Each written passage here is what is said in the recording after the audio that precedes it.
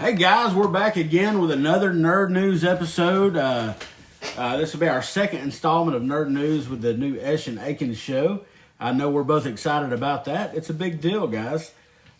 Jason, why don't you take it from here, man? Let's start it off. All right, man. We've got some very new, very recent things to cover. We've got a few things that are maybe a little bit what some people might consider old news, but to us, none of it's old news.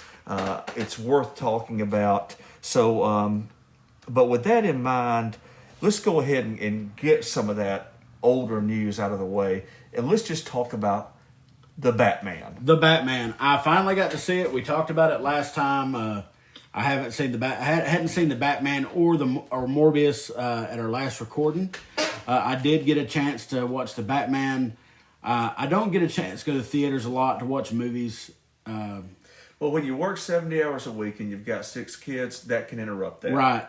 Luckily, with Warner Brothers and Batman, their stuff goes live streaming to HBO Max. And It happened to hit that Monday after our recording, so I was able to watch it. Long movie, very long movie. Tell me what you think about it first. So I've watched it twice now. My opinion after watching it the first time that you had really talked Robert Pattinson up as the Batman, and I was not sold after I saw it the first time.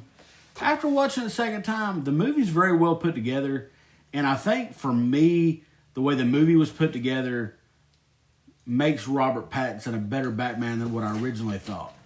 Okay. I'm still stuck on the Christian Bale Batman, the Dark Knight trilogy. Loved it. How old were you when the first one came out? First Christian Bale? Lord, I don't remember. I was out of high school, I guess. That would have been 2006, maybe? Something like that, yeah. Batman Begins was the first installment.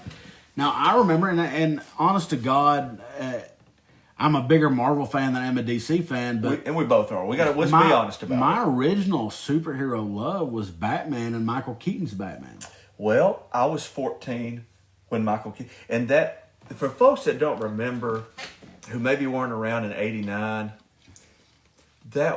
it was such a big deal. At the local theater in the small town where me and Mr. Esch reside, there was a bat symbol, a huge bat symbol painted on the side of the theater. Yeah. It was big. It was big time. You had Michael Keaton as Batman. No one believed he could pull it off.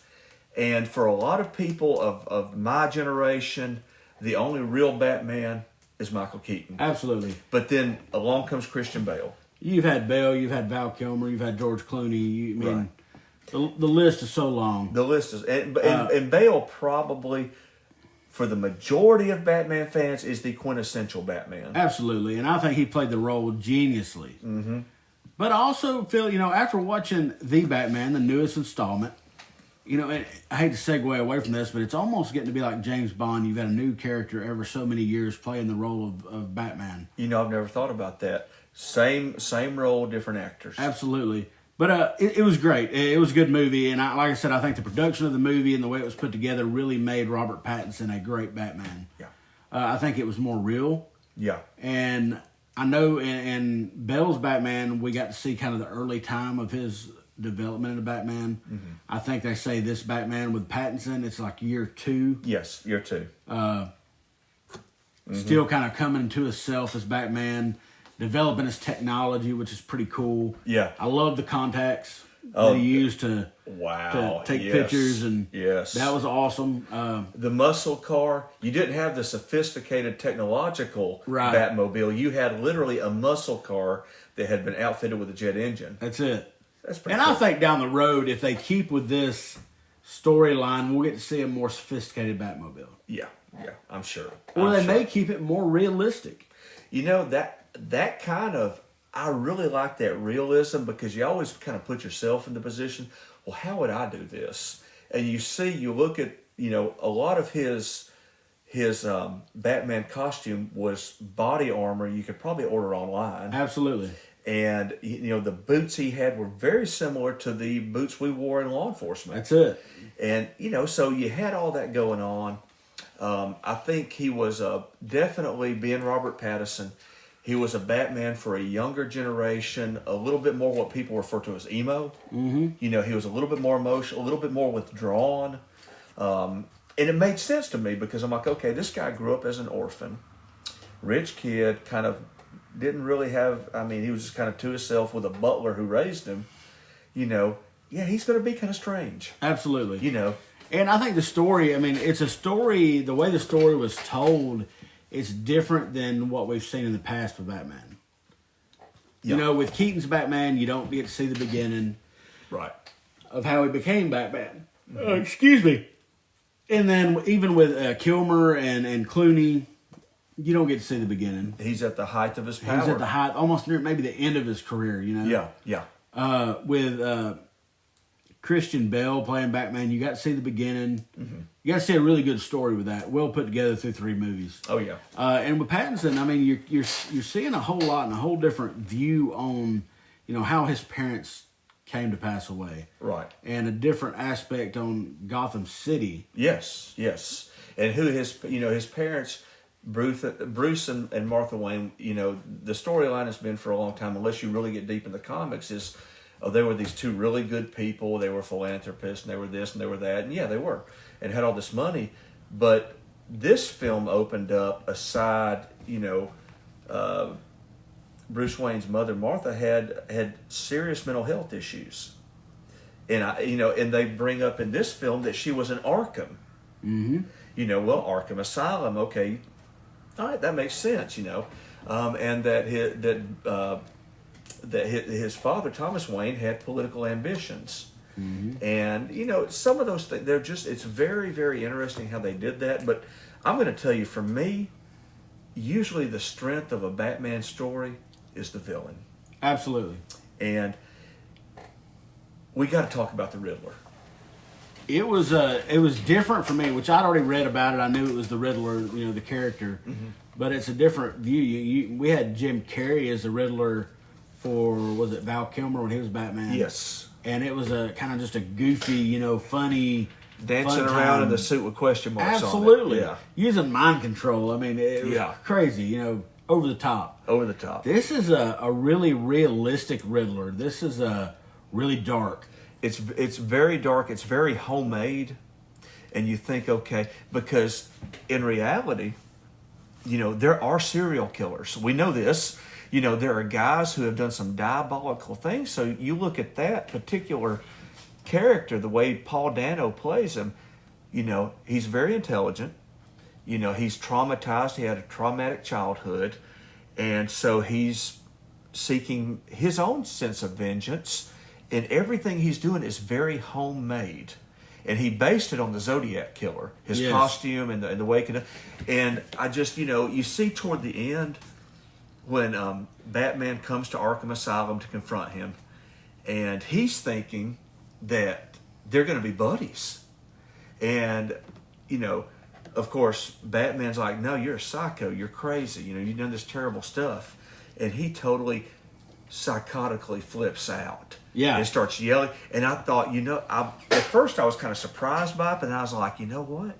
That's fantastic. Yeah. It's just showing how absolutely disturbed he is.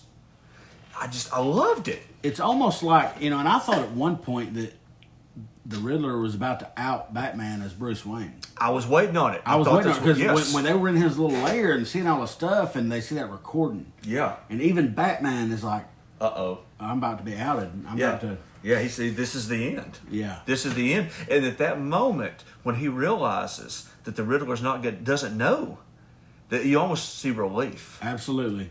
Beautiful, well put together movie. Oh yeah. I enjoy it. And I'll probably watch it again, even though it's nearly a 3-hour movie. I watched it a second time on HBO Max. It's good. What did have you ever seen the movie Seven with Brad Pitt and Morgan Freeman?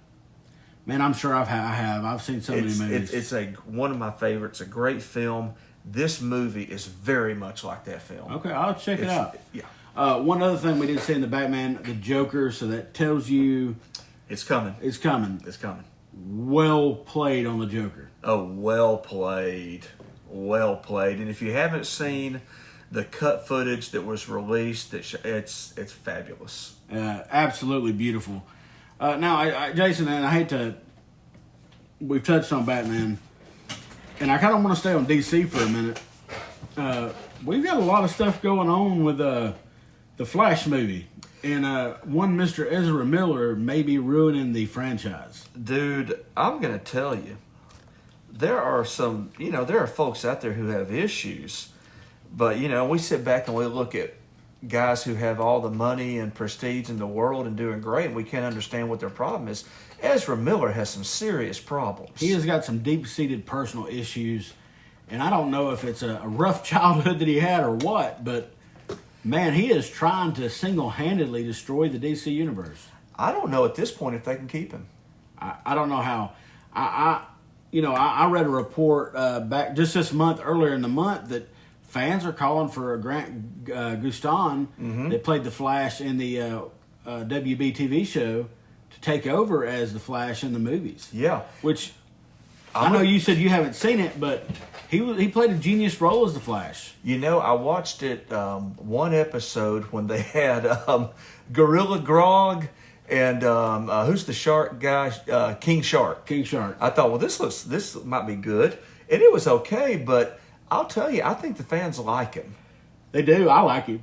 It just seems to me it's to the point, and they're going to have to, if they do make that change, they got to go back and reshoot every scene that Ezra Miller was in. Yeah. But at this point, man, it's like, I'm afraid he's toxic.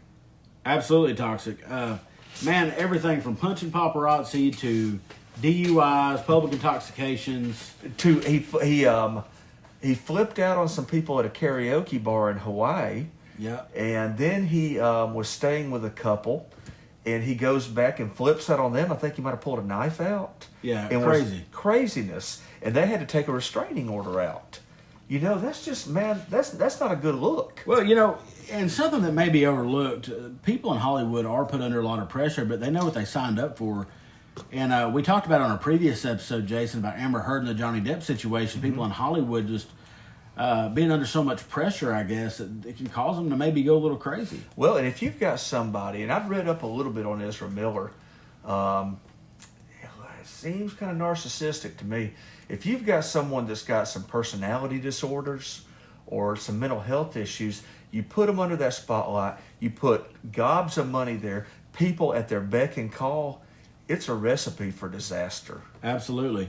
Yeah. And I hate that because, I'm really trying to like the DC universe and the movies they put out. Man, we all are. I'm trying to like it, and I see some good points in some of the movies. Like I loved Aquaman. I loved the redo of the Justice League. The Snyder Cut. Snyder Cut, beautiful. Oh, my God, that was fabulous. If they had released it, even if they did it in 2 parts. Oh, yeah. It would have been great. And I think Man of Steel was great. That's one that I don't think gets enough credit. It don't. Man of Steel was good. And, we talked about all the different people that played Batman. One of my favorite is Ben Affleck. And we left him out of the Batman discussion. We were talking about him. Yeah. Ben Affleck was a different type of Batman. He plays an older Batman, almost a Return of the Dark Knight type Batman from the old Frank Miller stories. Absolutely. And, it's really good to see a Batman at that point who is worn down. And we're going to get to see a Batman of that age again soon with Michael Keaton. Oh gosh, man, yes. If Ezra Miller don't blow the whole shoot here. Oh man, I'm gonna tell you, you've got Michael Keaton is supposed to be in the Flash. You've got Ben Affleck that's supposed to be in the Flash. Jason, you name it, the big ones for DC. That's it. And here's this one guy screwing it up. Now we did hear you told me some very interesting news about DC. Yes, Discovery.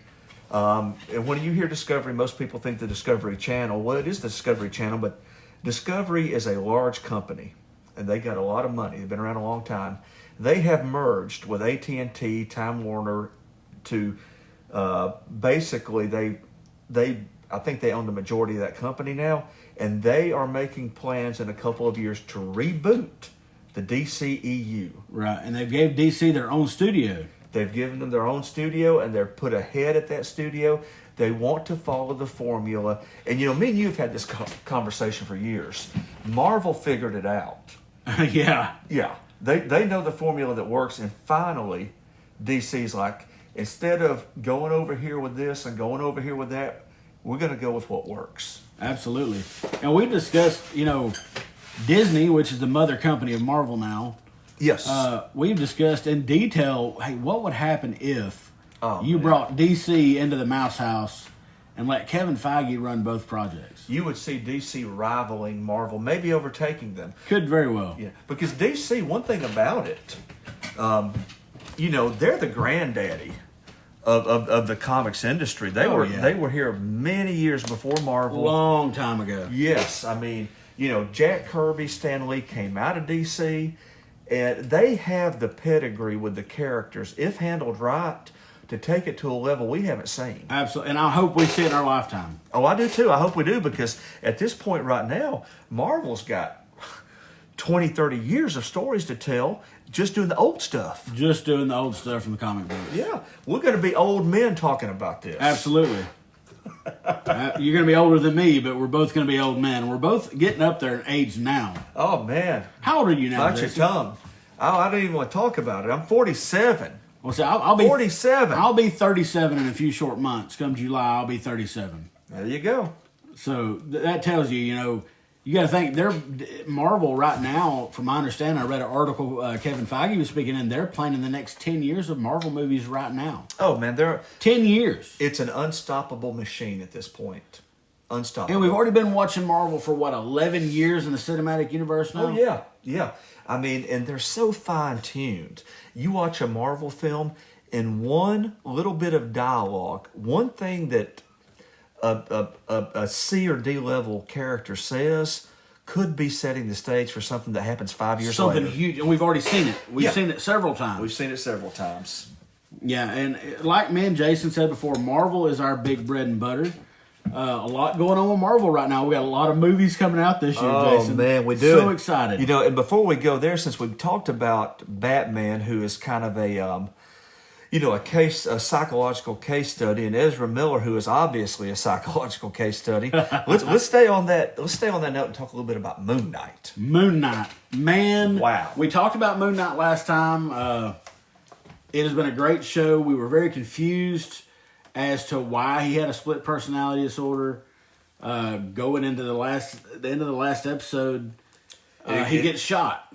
Yeah, he gets.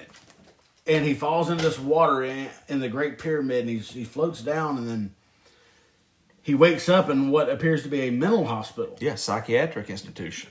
So I just watched this a few hours before production, Jason, so it's really fresh on my brain. Well put together episode, this most recent episode. Absolutely. And it finally explains what we've talked about as to why he has a split personality disorder. It's from a troubled childhood. He was an abused child. Mark Spector is the main character, as we speculated. Yes. And Stephen Graham is his personality, his alter ego that he developed to deal with his mother's abuse. Yeah. That stemmed from the death of his brother. That she blamed him. She blamed him. And I'm going to tell you, man, Marvel, this particular, and this is not everybody's cup of tea, this series, but it has been a work of art. I love Moon Knight now. Oh, I do too. I thought I'll bet, I'm going to tell you, with the quality of actor of Oscar Isaac, and then what they have put into this, I can see him being a major character. Please God, let him be. Wouldn't that be great? Please God. And some of the things that, just from the episode last night, and I heard some of this on some breakdowns, and then in another discussion with a buddy of mine, just little things that I didn't pick up on. Ethan Hawke's playing the villain, Harrow. I didn't realize why he did this, but if you remember, he shot Mark Spector. He shot him twice. I didn't think about that. That was significant. One to kill Mark Spector and one to kill Stephen Grant. Wow. Yeah. And I was like, wow, that's some detail. That is detail. Very smart. Yes. And you learn from the flash, from where they're in the afterlife and they're trying to balance the scales so they can try to get back. Yes. You learn that Mark developed the Stephen Graham from a poster from a TV show he watched as a child. Yes, he was trying to deal with the abuse that was being set upon him by his mother and the guilt he had over his brother's death. He kind of took the name and persona of this movie character, Right. And that's where he decided that became the loving son. That's it. That loved his mother, who was gentle, who was just full of kindness, and that was kind of where he sought refuge from the abuse. And one character or one part of his personality we have not seen yet, but has been foreshadowed, is Jake Lockley. Now, Jake Lockley in the Moon Knight comics is another one of his personalities that is a cab driver that's kind of a street level guy, and he drives a cab to get information on criminals. But he is very violent. He has the skill that Mark Spector has, being a mercenary, but he enjoys killing. He is as far as the personalities that Mark Spector developed, he is the one that he developed to kind of be the tough guy.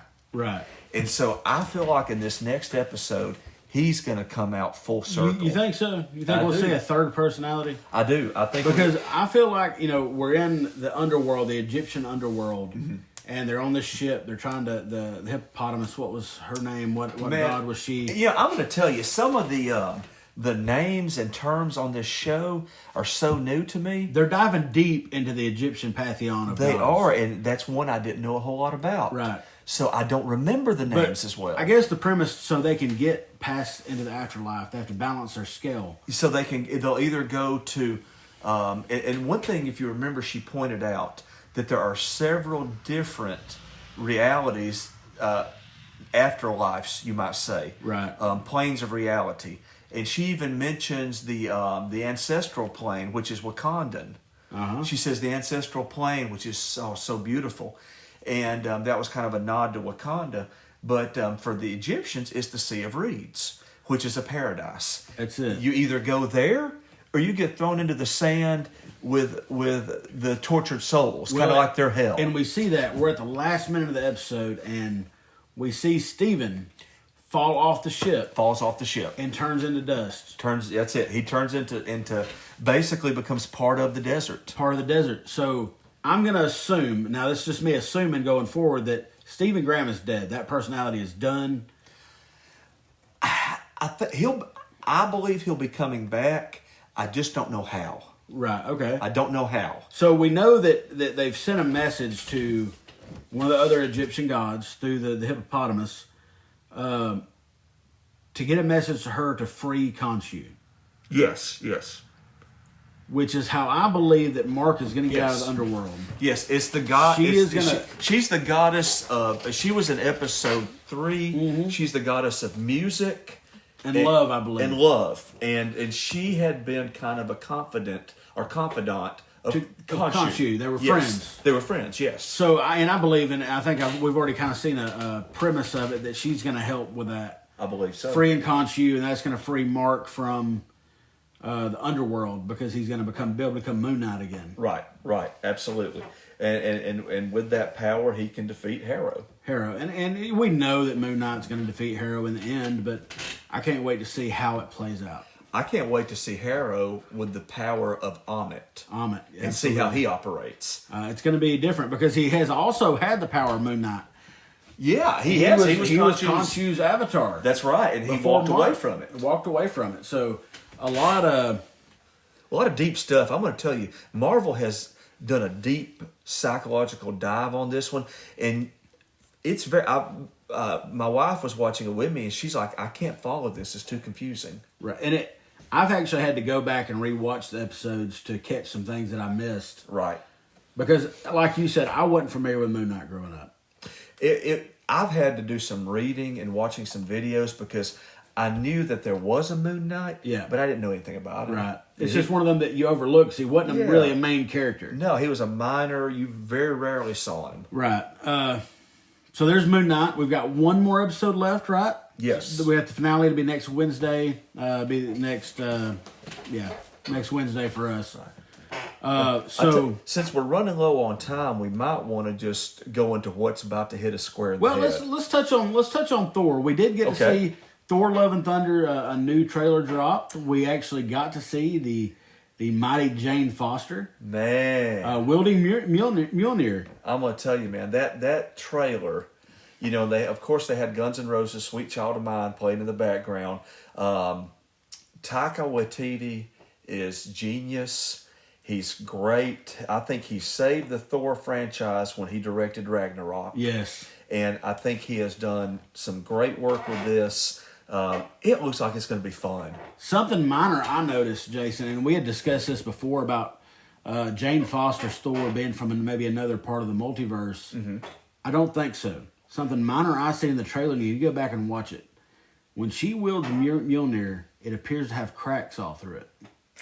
Well, that would stand to reason because Mjolnir's power comes from an enchantment that Odin put on it. Yes. And so I don't know how they're going to do it, but my theory is that she does something significantly that makes her worthy, and it just comes together. Right. Because the very power of that brings that enchantment to bear. I read something this morning. They are following the storyline, perhaps, that she got cancer. Okay. And her wielding the power of Mjolnir cures her. I wonder if they're going to go with, how in Thor: The Dark World, she was imbued with what was basically An Infinity Stone. An Infinity Stone in the form of a what'd they call it? The not the mist. It was the ooze, the goop. They've called it a few different things. They called it a few different things through the movie. Yeah, they've called it a few different things, and of course it was the red Infinity Stone, the ether. The ether, yeah. The ether. That's what it was. The ether.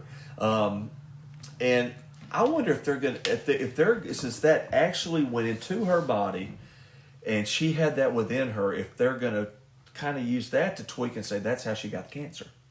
Could be, yeah, and they could also play it. That's where she has the strength as a human to wield the power of Mjolnir. There you go. There you go.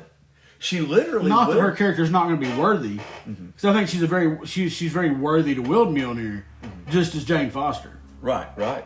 But it's going to be interesting to see how they play it. Yeah, it will be very interesting. I just think it's going to be a fun movie. Korg is back. Gotta love Korg. Gotta love Korg. The Guardians of the Galaxy are going to be in there for a brief time. You just don't know where it's going. And I just love the trailer. It shows Thor with those, like people use battle ropes working out. He's got those big chains he's doing. Yeah. He's trying to get back in shape. Back in shape from Fat Thor. Speaking of Guardians of the Galaxy, I read that after Guardians 3, that the group that we know as the Guardians now won't be the Guardians of the Galaxy anymore. I think we're going to see 2, possibly 3 significant character deaths. Yeah. I believe some stories are going to end. Well, we know Dave Bautista is finished with the franchise. He's made that clear. Is he going to be in Thor 3, Guardians 3, or is he out? Yes. He said that's going to be my last one. That's it. Okay. He has said that. There's been a lot of speculation that Rocket, this will be the end of his story. Yeah, and I love Rocket. Oh, he's my favorite. I think Groot will be around. He'll be. Yeah. I think him and. I do. I agree. What's the guy that leads the Guardians? Star-Lord. Peter Quill. I was trying to think of the real name, not Star-Lord. I think he'll remain with the franchise. I think he enjoys it. I do too. I think him and Groot will probably be the only two that. I think you're right. I think maybe Gamora comes back into it because you've still got that rabbit hole to chase down. I think you do. I think we lose Drax. I think we lose Rocket. I think we lose Nebula, Mantis, and I think we lose Mantis. Absolutely, all 4 of them. I think they're gone. Right.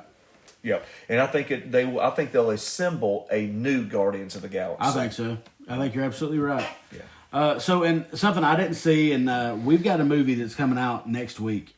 Dude, this one's going to change the game. This is what some other shows like WandaVision have been leading up to. Yes. And Spider-Man No Way Home leading up to this. Yes. And it's Doctor Strange, the Multiverse of Madness. I think this will be the most groundbreaking, it will set the tone for the MCU for at least the next 10 years. This film will. You're going to have Kang the Conqueror. Yes. That's going to be a big part of this movie. Yeah. It's going to play in, I think, with Loki Season 2. I agree. I think it's going to play in with WandaVision Season 2. I agree. Wanda is going to be, I think, one of the main antagonists in this movie. Yes, I mean, it hasn't been revealed yet that she's the main villain, but I believe she is. I think we're touching possibly on the House of M. I think, and you know what that means, man. We've been waiting on mutants. Waiting on it. And a new trailer dropped today. I didn't see it until pre-production today. Yeah. But man, oh man. Tell them about it, Jason. Oh, buddy, I'm going to tell you, during the Super Bowl, they dropped I hate to say commercial, but it was a commercial. It was a small trailer, a teaser, that made it very clear that Patrick Stewart, Professor Charles Xavier, is in this film. And not just is he in this film, but he is part of the Illuminati, the multiversal Illuminati. And so what got dropped today were scenes from the film that show Haley Atwell, who plays Agent Carter, Peggy Carter, shows her there. I don't know if she's Captain Britain or if she's Captain Carter. I think I'm going to go with Captain Carter because I feel like they're going to use Captain Britain in another way. I think you're right. Shows her. It shows a little bit more of Professor X, and he is in a levitating yellow floating type of, not a wheelchair, but a device that allows him to move. And the only time we have seen that is in the X-Men cartoons from That's the 90s. it, from our childhood. Yes. So, and guys, if you missed that show, it's on Disney Plus. You can go watch every episode ever made of it. Oh yeah, it's considered, as far as Marvel goes, to probably be the best Marvel cartoon ever. I mean, that one, it's good enough that Marvel and Kevin Feige are doing an X-Men 97, which is going to pick right back up where it left off next year. Right. So looking forward to it. So you see that. You see Wanda Maximoff, the Scarlet Witch, in her full costume, her full regalia. Right. And, but the moment when you hear Doctor Strange's name called out, and you can tell it's Charles Xavier calling it. Because absolutely. It's Sir Patrick Stewart. You know it's him. And Mordo walks up and says, "The Illuminati will see you now." And you can hear Patrick Stewart say, "Let's see what kind of Doctor Strange you are." That's it. And I was like, I got chill bumps. Oh, I'm floored, man. Oh my God. I got chills. I was like, ooh-wee, ooh. Right. So me and Jason are trying to plan a way for us to go see this movie together at the drive-in. Yes. I've got to get permission from my wife. It's all about getting permission from the wives. Well, my wife's my boss. Let's go ahead and be real with it. Hey, I'll be real with you. She is. But I can't say much because she's pretty well, yeah, she's the absolutely boss. She's the boss. But hopefully we'll go get to see this together and we can give some really good insight on the movie. Yes. There will be spoilers when you hear that episode. I'm sorry. Oh, we're going to lay it out there. We're not going to pull any punches. We're going to tell you exactly what happens. Absolutely. Jason, we've touched on a lot of nerd news stuff tonight, man. Is there anything else that you can think of that's out there we haven't touched on right now? Dude, I'm going to tell you, and we don't have time to go into it, but with next week's episode of Moon Knight, it's the final episode. And we'll get that on Wednesday, and then Doctor Strange drops on Thursday. Yes. And then in 2 weeks, and we won't go into any of this right now because this is a whole other level of nerd, Kenobi in 2 weeks. Absolutely. We've got Kenobi. Other movies we've got coming out already this year. We got Thor: Love and Thunder that's coming out this year. I think that's in June or July. June, maybe? I think so. We've got Wakanda Forever. I think that's November. That's coming later in the year. We've got Black Adam, which is a DC project. Yes. We've got a animated Spider-Man coming out across the Spider-Verse. Yeah, that Sony has postponed that. Sony's postponed it, okay. They postponed it. 2023, I see that here. Yes. What else do we got? We've got Shazam 2, possibly. Is that right? And then yes, we have yes. The Flash movie. It looks like it's been postponed to 2023. Yeah. What Marvel TV shows? Okay. Miss Marvel. We have Miss Marvel coming this summer. I think in June. After Kenobi ends, 2 weeks later, we're going to have Miss Marvel. We'll have Miss Marvel dropping this year, She-Hulk's dropping this year. Yes. And a Guardians of the Galaxy holiday special. Yes. That's dropping. And like you said, Star Wars, we've got Kenobi in just a couple weeks. Mm-hmm. I'm excited about that. I think they've got an opportunity with this to do something I special. read something this week that, Hayden Christensen coming back and playing Darth Vader. Oh, They have bigger plans for him. that's great. It's not just going to be for the Kenobi show. So we may get to see more Darth Vader in the form of a TV show on Disney Plus, hopefully covering the times from when he becomes Darth Vader until right before A New Hope. When he's going after Jedi. When he's going after the Jedi. When he's a very established, very powerful Sith Lord. Yes, and fighting very powerful Jedi. That's it. We've all been waiting for a Darth Vader show. Absolutely. That'll be fantastic. I want to see that in a Yoda show. I want to see a Yoda show so bad I can't stand it. You're a big Yoda man. I love Yoda. And it's weird, I love Yoda from Star Wars. And the Hulk is one of my favorite characters from Marvel. There's something about green. They're both green. They're both green. One's physically powerful, and the other one's very mentally powerful. Well, I don't know, man. And green's actually my favorite color. So Wow. we got some, we are in the multiverse of madness right now. Buddy, it is coming down. I'm so excited. I wanted to see Morbius before I saw any more Marvel movies, but It won't it's apply. not going to affect anything because it's a whole nother Marvel universe. It really is, and we'll save for the next show, or maybe the show after that. We need to do a deep dive on where Sony's headed. Absolutely, because they've got big things coming. They've got some big things coming. Yes, sir. Venom 3's been confirmed. Yes. I saw that. That's huge. Craven the Hunter. Craven the Hunter, and I saw something where they're trying to put their other two Spider-Man into one of the worlds with Morbius and Venom, and maybe one will be in one and one will be in the other. Yeah, Andrew Garfield's name keeps getting dropped. Absolutely. Yeah. Now, I read he said no. Well, I think he had such a bad experience with Sony that he doesn't want to do it. But, to tell you the honest truth, I can't see Tobey Maguire's my age. He's old. He's old. No offense. No,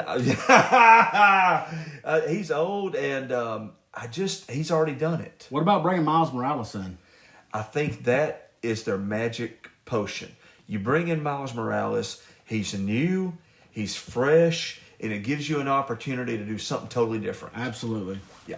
Well, guys, we're going to bring this Nerd News segment to a close. As much as we hate to, we've enjoyed it. We will see y'all next time with another great episode, whether it be one of our regular normal shows or another Nerd News episode. We'll see y'all next time. This is Esch and Akins signing off. Adios.